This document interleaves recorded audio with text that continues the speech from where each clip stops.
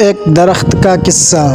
میں اور میری چھوٹی بہن ایک درخت کے نیچے جھولا جھول رہے تھے۔ میری چھوٹی بہن نے درخت کے کچھ پتے توڑے تو کسی کے کڑھانے کی آواز سنائی دی۔ ادھر ادھر دیکھا تو کوئی نہیں تھا۔ چھوٹی بہن نے دوبارہ پتے توڑے، دوبارہ وہی آواز سنائی دی۔ میں نے پوچھا کون؟ آواز آئی میں درخت ہوں۔ پہلے تو میں حیران رہ گئی کہ درخت بھی بول سکتا ہے۔ میں نے پوچھا تم کیوں کرکرا رہے ہو؟ درخت نے کہا جب کوئی میرے پتے توڑتا ہے تو مجھے تکلیف ہوتی ہے۔ میں نے کہا معاف کرنا، ہم نے تمہیں تکلیف دی جبکہ تمہارے بہت سے فائدے ہیں۔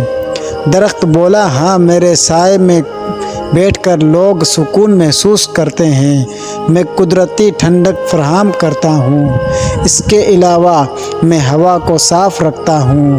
میں نے کہا آج کل ماحول میں آلودگی بہت زیادہ ہے، اس کی وجہ کیا ہے؟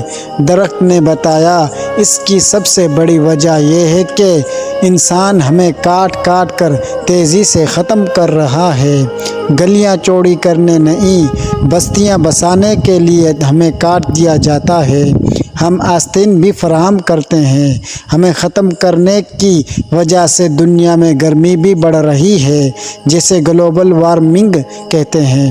گرمی کی شدت سے جنگلات میں آگ لگ جاتی ہے۔ میں نے پوچھا انسانوں کو کوئی پیغام دینا چاہتے ہیں؟